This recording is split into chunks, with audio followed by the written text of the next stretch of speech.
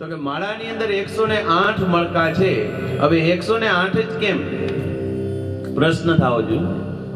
108 એટલા માટે કે 1 પ્લસ 0 પ્લસ 8 કેટલા થાય? બોલે 9.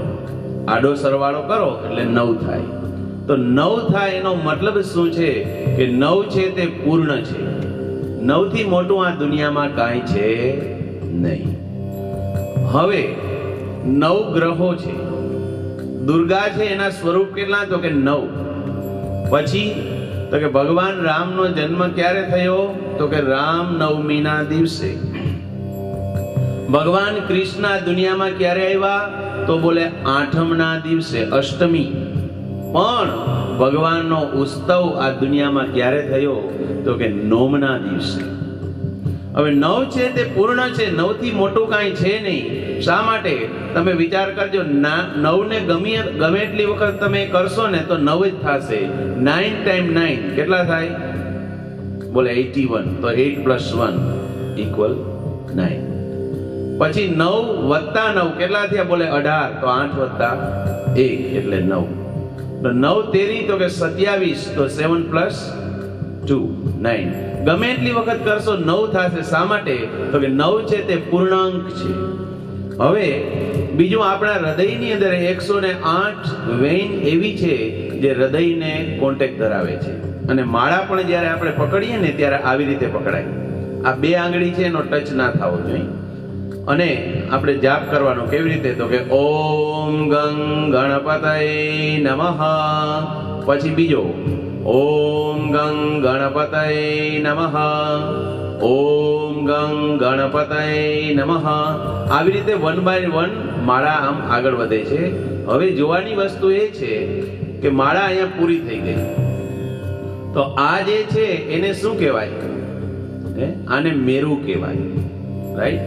તો જે પેલો પારો હોય ને, જે માળા આમ સીધી હોય પણ ઉપર જેવી રીતે આ છે એને મેરુ કહેવાય.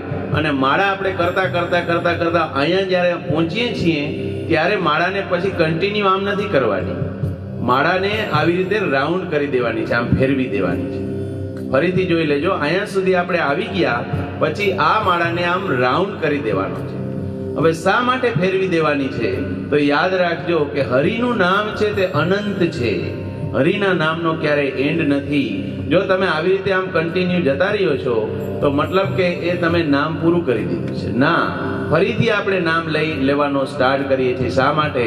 તો કે ભગવાન તારા ગુણ અનેક છે, વારંવાર હું તને જપતો રહીશ. અહીંયા પૂર્ણ વિરામ નથી.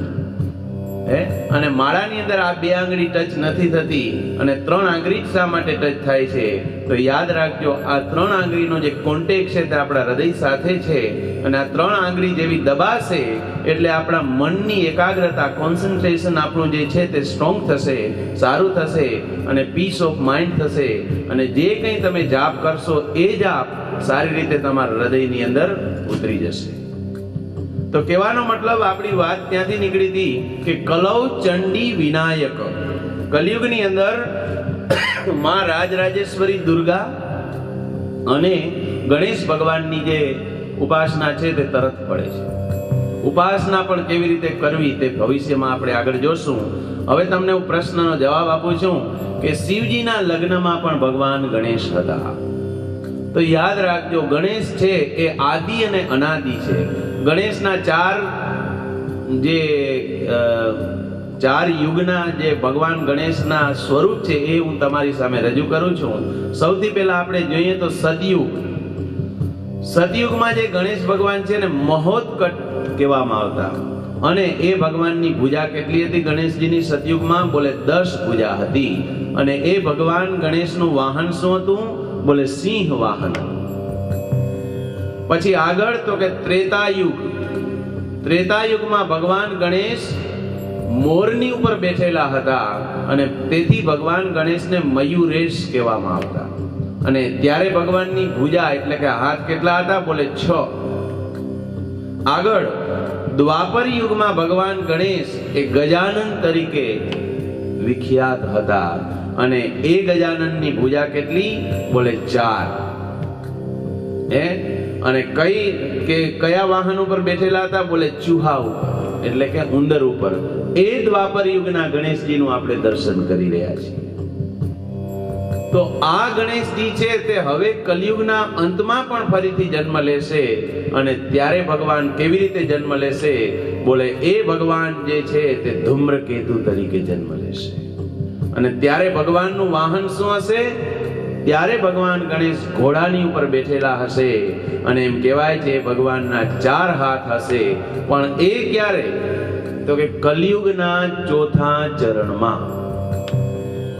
અત્યારે જે યુગ ચાલે છે તે યુગ કયો છે? બોલે કલિયુગ છે. ઓકે, હવે આપણને પ્રશ્ન થાય કલિયુગ એટલે શું? તો ભગવાન કૃષ્ણ આ દુનિયામાંથી જ્યારે ગયા એ સમય કલિયુગનો શરૂ થયો. જે ભગવાન કૃષ્ણને તમે ખબર છે કે મહાભારતનું યુદ્ધ કર્યું અને પાંડવોનું યુદ્ધ થયું, બધું થયું, પાંડવ કૌરવોનું, અને અંતે ભગવાન દ્વારિકામાંથી વિદાય જે ભગવાને લીધી, તો એ ભગવાન સ્વધામમાં જ્યારથી ગયા છે ત્યારથી કલિયુગ શરૂ થયો છે.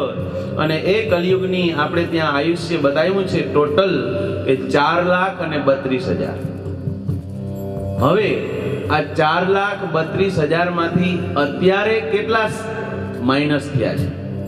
તો કે 4,32,000 માંથી અત્યારે 5,323. અમુક લોકો 26 કહે છે, 3-4 વર્ષનો ફરક આવે છે. પણ મુખ્ય વસ્તુ છે 5,323 ની આસપાસ સમય કલિયુગનો વીતી ગયો છે. હજી કેટલા બાકી છે? તો કે 4,32,000 ટોટલ છે ભાઈઓ બહેનો. તો છેલ્લા ચરણમાં ભગવાન જન્મ લેશે. અને શ્રીમદ ભાગવતમાં પણ બતાવ્યું છે કે કલ્કી અવતાર ભગવાનનો થશે. એ પણ ક્યારે? તો કે કલિયુગના અંતમાં. પણ કલિયુગમાં શ્રેષ્ઠ વસ્તુ એક પ્રભુએ બતાવી છે. શું? તો કે કલૌ ચંડી વિનાયકો કલૌ કેશવ કીર્તનાથ.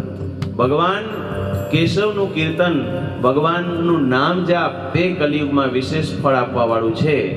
અને આ કલિયુગનો અંત કેવો હશે એ પણ શ્રીમદ ભાગવતમાં બતાવ્યું છે કે જ્યારે કલિયુગનો અંત આવશે ત્યારે મનુષ્યનું આયુષ્ય માત્ર 20 વર્ષનું હશે. કેટલા વર્ષનું? બોલે 20 વર્ષનું. કોઈ પણ માણસ 15 વર્ષે આ દુનિયામાંથી જતો રહેશે તો કહેશે કે હા, તમારા દાદા બહુ સારું જીવ્યા. વિચાર કરો, એ સમય આવશે. માણસને ખાઈ જશે એમ ચોખ્ખું લખ્યું છે.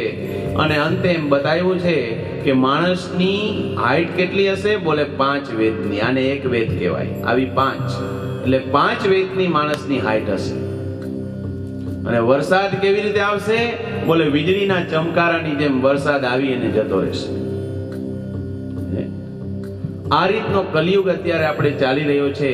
પણ યુગ તો બધા બદલાતા રહે છે. પણ યાદ રાખજો, માણસની અંદર જે આત્મા છે, આપણું મન છે, તો એ તો એક જ છે. હવે એ મનની કસરત એટલે જ હરિસ્મરણ. રાઈટ? હરિસ્મરણ આપણે કરશું તો જ મન છે આપણું પવિત્ર થશે. હવે વધારે આપણે આવતા અંકમાં જોશું. બીજું ભાઈ બહેનો, એક યાદ રાખજો કે જે કાંઈ તમને પ્રશ્ન થાય ધર્મ વિશે તે તમે લખી અને એમને મોકલજો, તો તમારો ઉત્તર પણ આપવામાં આવશે. કારણ કે ઘણી વખત આપણને ખબર નથી કે ધર્મ શું છે, ઘણી બધી વસ્તુની ખબર નથી. તો તમને જે કંઈ પ્રશ્ન થાય તે તમે લખીને મોકલશો તો તમને ધાર્મિક રીતે અમે ઉત્તર આપશું શાસ્ત્રને અનુસાર. બીજું, અમારી વેબસાઇટ ઉપર તમે પંચાંગ પણ અમારું જોશો કે દર 15 દિવસે આપણે શું કરવું જોઈએ, કયો તહેવાર આવે છે, એ બધી જ વસ્તુ મૂકવામાં આવશે. તો પ્લીઝ બધા જોતા રહેજો, જેથી કરીને કન્ટિન્યુ તો તમને આ બધી વસ્તુની માહિતી મળશે. જય શ્રી કૃષ્ણ.